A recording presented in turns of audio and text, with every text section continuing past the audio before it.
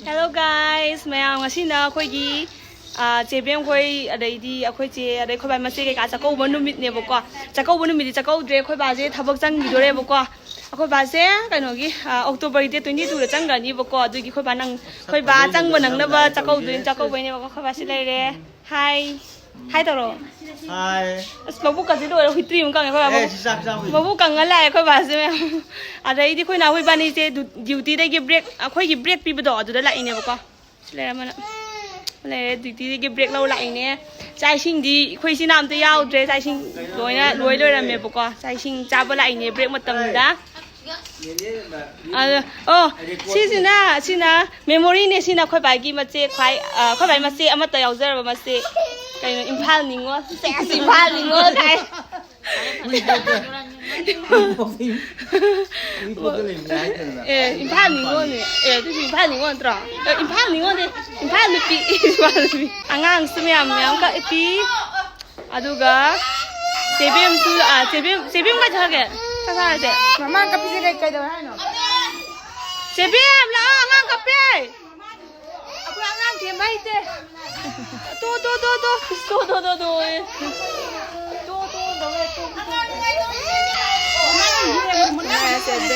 这手皮书不然能搞不了吧？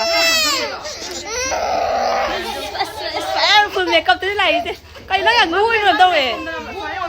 妈咪什么啦？妈咪什么啦？这什么啦？我什么啦？呢？哎，blog 都要的，哎，blog 都要的，贵人你快接着。哎呀，真嘞，我以为那个啥都贵的。啊，那个多的。一年干啥的？一年的。一年多个吧？啊，超过了会个感动你一年ปั๊มนี่ปั๊มนี่ก็มาดีอะเย็ดเย็นแล้วอ่ะค่อยจะละตัวมันซักซ่าก็ซักซ่าแล้วเนี่ยตัวเมียสามทหารจ้ากี่เกดูก็วิดีโอมาฆ่าตาบน้ำมาเกจ้าหันจะทุกกี่เกอาชีพChakkoubaจะปลากันโน่เนี่ยไม่เนี่ยไม่เนี่ยค่อยซักซ่ากี่ค่อยวันเอาไว้กินเนี่ยเวลาอีเสียวันเอาไว้พักเดียวค่อยเนี่ยกุนเช้าเลยเส้นละ10 มินิกุนเช้าเลยสามทหารจ้ารู้อีกพยายามจักตัวเองจักซาบก็ตื่นน้ำมูเจ็บก็จักล้างไปกี่ตัวก็อีเรียนจะตุ้มเลยมันนี่น่าหักกดเลยมาเซ่ตัวอีเรียน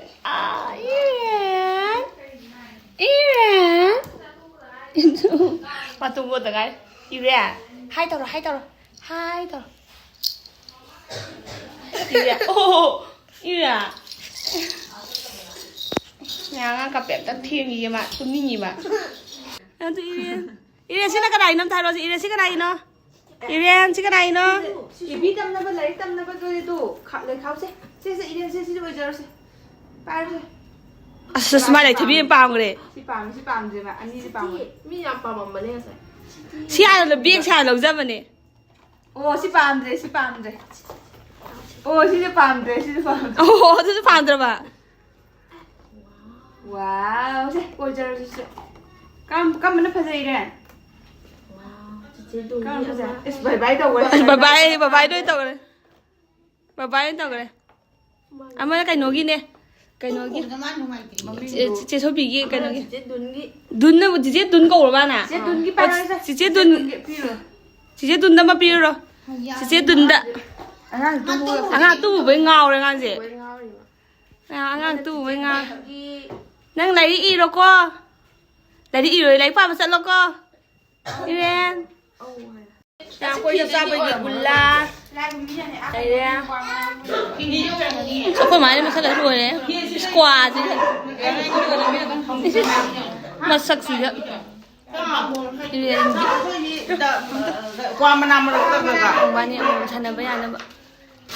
quay đi gula rồi sao gula rồi nè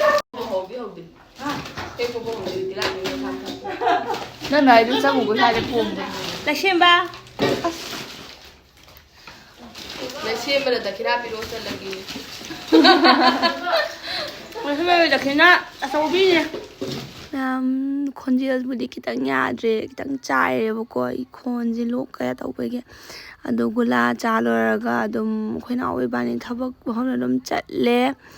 aduga sina koi chena khara chebem na khana namamba video yaame bokon na khara adu to dum hapchalak pane boko dum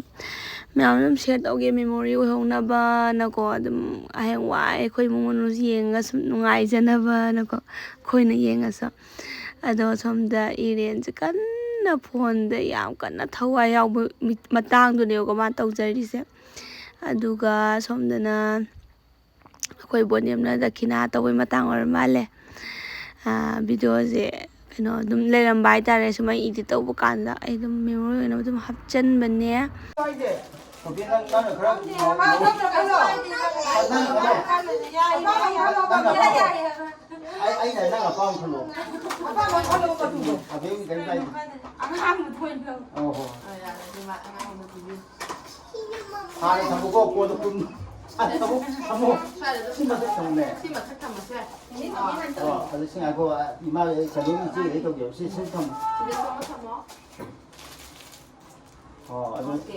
손대기 그런 거다 봐. 그러나 볼 피해야지. 나를 거의 뭐 나가지 있다 봐. 사전에 피고 나가니 아무나 안 피고. này cái xe hai cái gì này ông tên là lấy xuống mẹ tầm mà gạ chồng mình ở dưới này có nè ôi quá Hello ma'am, ngasi na mu akoy ma akoy gi Ningol Chakkouba dine mo akoy ma Ningol Chakkouba chu ne mo ko aduda ai ni na opini khoi bonem ni su yaw duine adum chahi khuding idum yawe hai tare mo ko adugi ai je ke bo khopdi lore dress hetu bo tangai re ado ma'am happy Diwali ai happy Diwali ki vlog tanam dina me boko ado yan special oi bai tar Diwali no mit ki vlog da di ai kitang tam na thagala age Chakkouba gi vlog se hana thagala age aduna animba happy Diwali happy Ningol Chakkouba khon ju ya dra ai je vlog to wi khon ba sidare boko ado adone ai hoji ke bolore dress lorage phanek to kai se to ino khangdri boko furil pudi khange furil lok tho lai rabane boko ai ado man to uchara ke furit to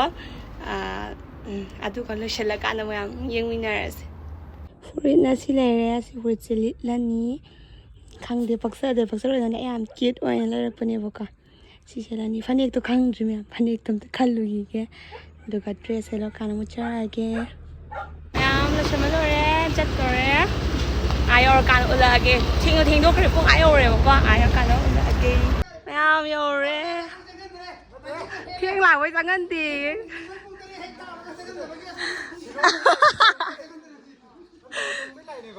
chị lùng thế này à cái tên này ma'am yore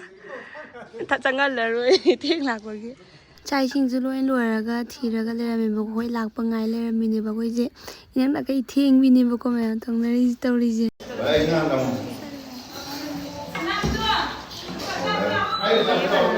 uye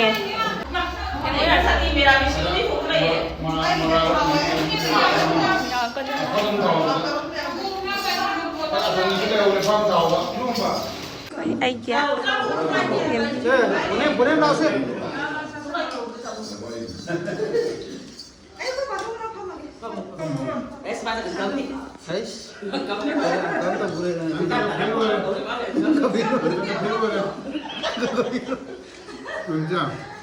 Ma'am koi Chakkouba gi mathel su yam yame nganu thongmane nga ne irombane adaidi nga singju ne ngaring khangobane champut ne aduga chicken thongbaga chicken thongbo jo haptharakhini duga fadan charni somdana khoi mane khoi mai mabung ne khoi mai mache ni ne adaidi moi mache ni gi macha nupi ani ne adaidi somnas mabung leire khoi magi duba taraga khoi pulap chak pulap chaminari khonana naupi leire bonem ne chari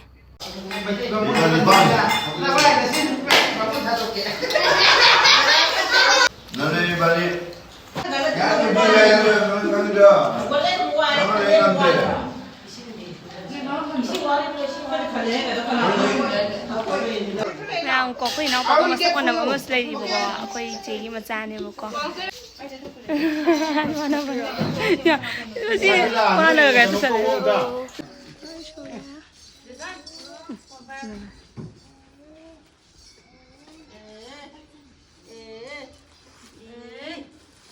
thứ không đi bà.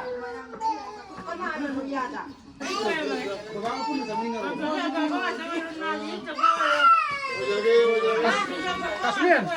makuk nan tawo Kasmin. Cái đi đâu đấy? Makuk nan tawo. Askim đó. Askim đó. Aku jangan kau masih lagi. Jadi kan macam mana kalau tadi pun kontra loh gitu.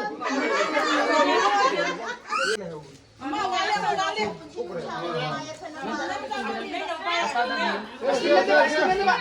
Askim ini pak. Pas dulu pas dulu. Bulan ini betul askim ini pak. Makuk askim. Sini yang quay. Di sini ya. Di sini ya. Kayak dulu kan. Siapa yang ada di dalam? Siapa yang ada? Siapa yang ada? Nuai kopal, nuai kopal kok, nuai kopal gitu. Siapa?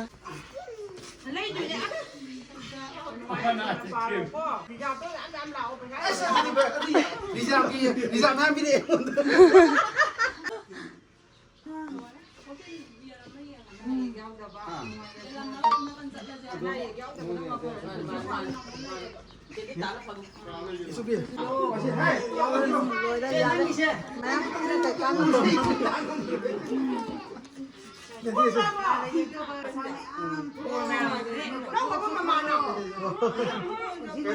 Yum yore, ai kagasi pugsai chai ba ko ngasai chalamdai hobe hobe tawmona ko ai isa bu de lep thambam leitrabani phiron me am chai ne re